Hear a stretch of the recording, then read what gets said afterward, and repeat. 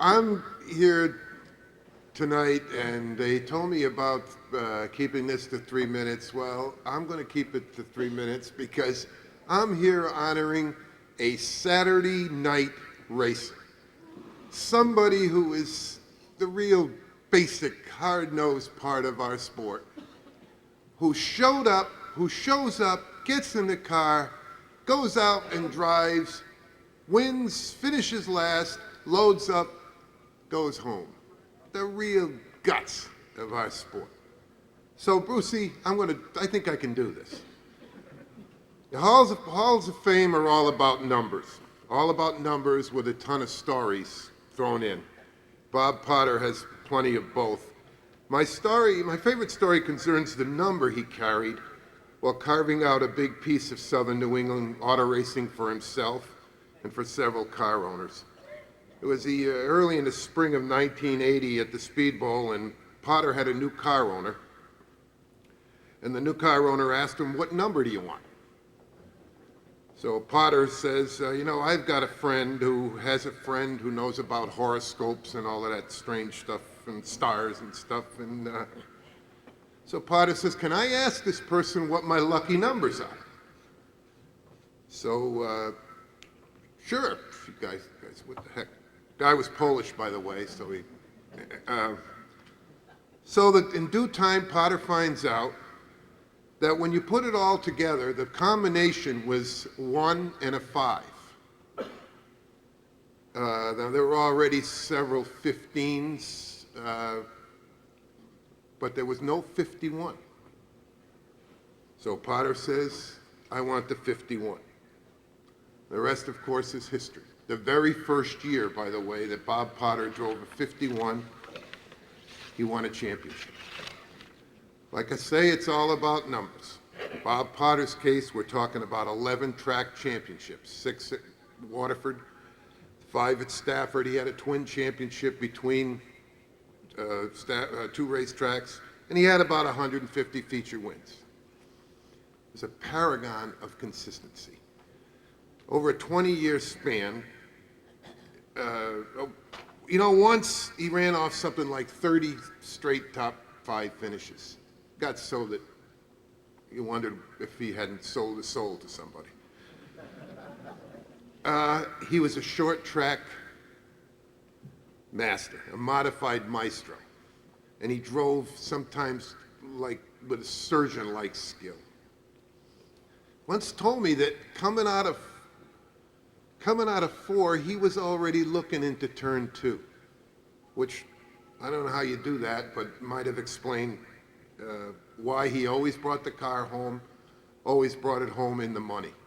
Seemed the longer the distance and the bigger the money, the better Bob Potter got.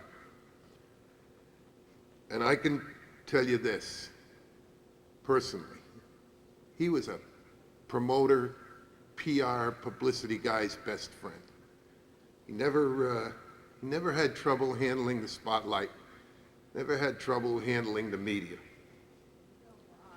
I'm sure that Bob Potter is going to get up here and it's going to thank a whole lot of friends, a whole lot of car owners that helped him. Me, I want to meet that person that gave him those numbers.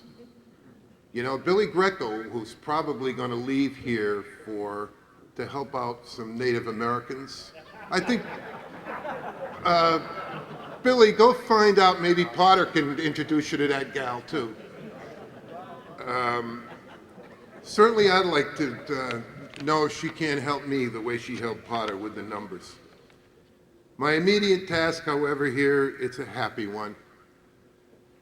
Bob, it is my distinct honor and joy to induct Bob Potter into the New England Auto Racing Hall of Fame.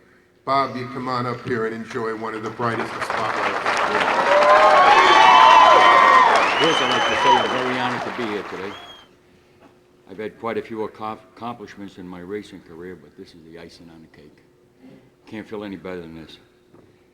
I'd like to thank the Near Hall of Fame committee and all the people that voted for me for making this the last, probably memorable moment in my racing career. I would also like to thank everyone that has helped me and that's been there for me along the way. And would like to include this long list of car owners who gave me the opportunity to win races and championships.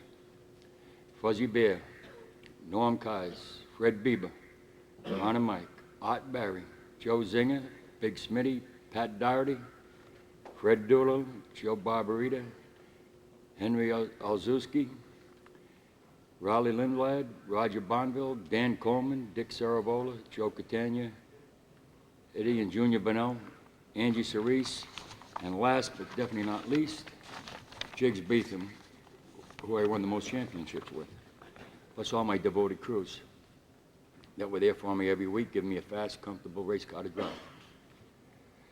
I can't forget my kids, Ginny, Debbie, and Bobby, who were there with me every week, and they were truly my #1 fans.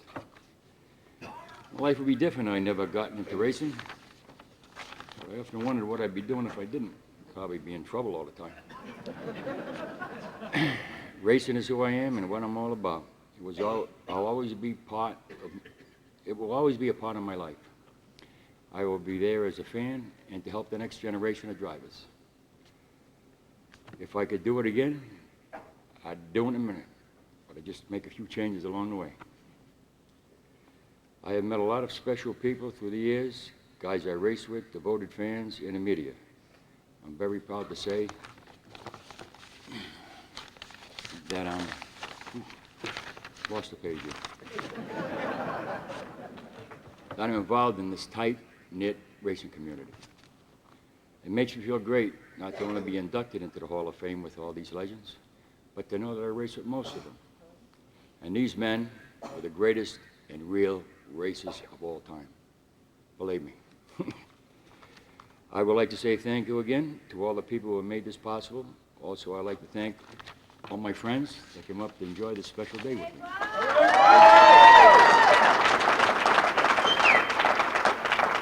It really gives me a nice warm feeling in my heart, believe me, right here. I would like to congratulate all the other inductees here today. They get to share in this wonderful moment with me. Thanks for the honor, and I'll see you at the races.